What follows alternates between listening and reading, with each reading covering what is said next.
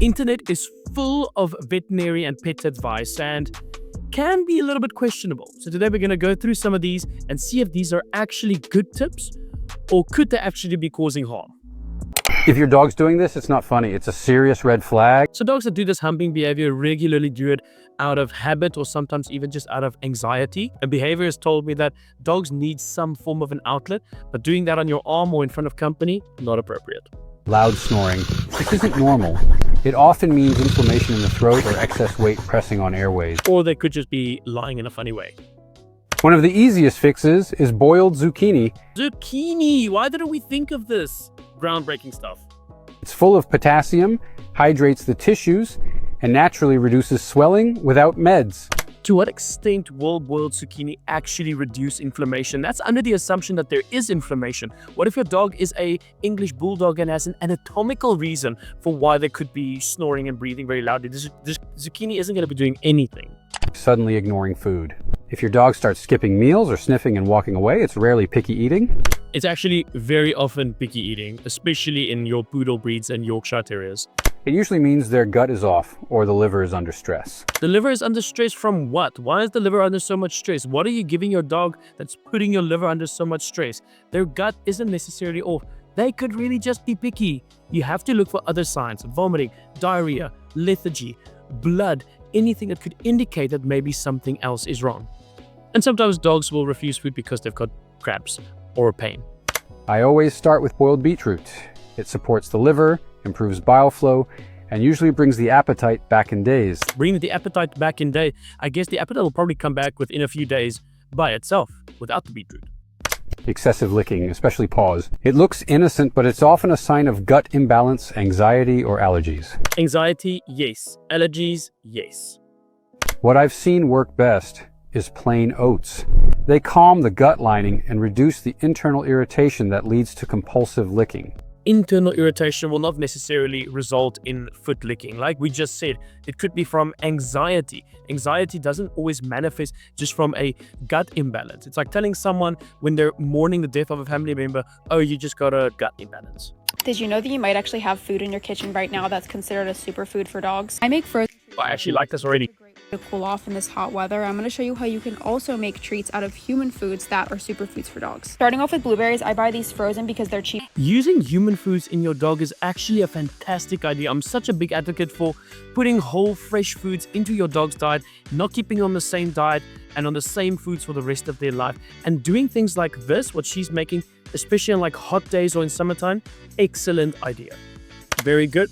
Yogurt is a great addition to dogs' diets, especially young doggies or maybe even lactating mothers. I think this whole recipe is actually great for doggies that have digestive issues, really soft on the gut, high in antioxidants. This is a really good treat.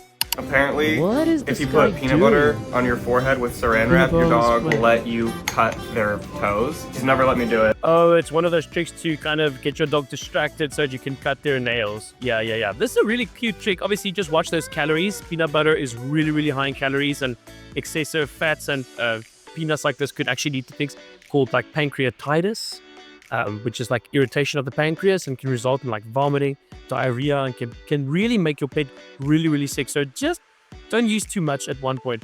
This may be a good intro to say that you should be getting your pet used to nail trims, cat and dogs, from a really young age.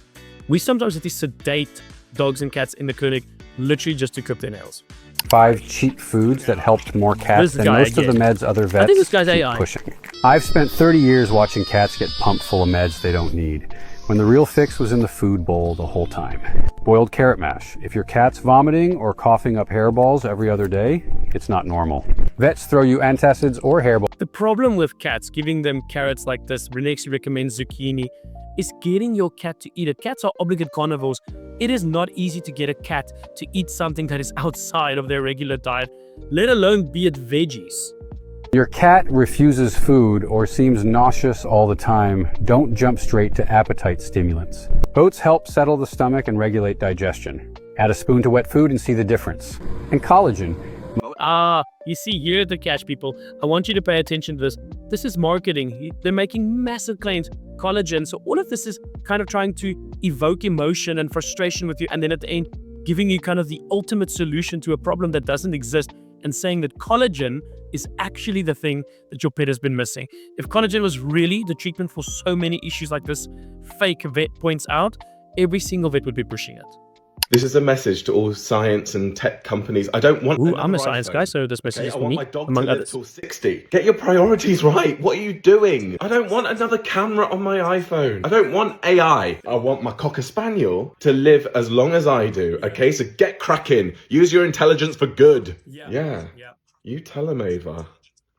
Yeah, I am so behind this. So true. Like, I think the average dog lifespan these days is something like 12 to 14 years of age. And there are so many factors that weigh into a dog and a cat's longevity: genetics, environmental issues, epigenetics, nutrition, husbandry. So many things weigh into this. And it's not just about, getting dogs and cats to live longer.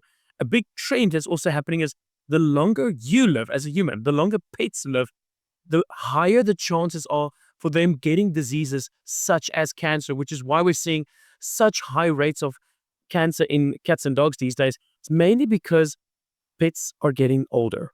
Does garlic really kill dogs? I'm Dr. Will the vet. And Can't I feed wait my for this. five- Did you know adding garlic to your dog's kibble can boost their immune system, act as a natural flea repellent, and support heart health? Okay, I'm just going to stop this here. So I welcome anybody to link any scientific information or any study that has been done on any grounds for garlic in dogs and cats. Okay, so I think garlic onions is a big no in cats. The fact that you could give your dog potentially garlic is raising a issue that I feel doesn't exist in the first place, meaning you could get all the benefits that garlic potentially could give you from any other source. So yeah, you could potentially be poisoning your dog with garlic, but at least it's a flea repellent. Well, you might as well give Bravecto or NexGard. You could potentially be poisoning them with that as well. And that's specifically for ticks and flea prevention and has actually been studied. There are that I know of, any study that exists in the world that has ever been done on any cats or dogs that has shown any beneficial effect of the use of garlic in these animals. Why use it in the first place? You could rather use blueberry. You could rather use salmon. You could rather use whole fish, supplements. Those things give you the exact same benefit as garlic without any of the potential toxicities. My advice, just stay away from the garlic. It has potential negative effects with benefits that you could easily get from other sources. Hit the subscribe button if you want to join this channel. We're on the road to 10,000 followers. I'd really appreciate the help. And watch this video if you want to know everything that could be causing your dog to itch and lick their paws.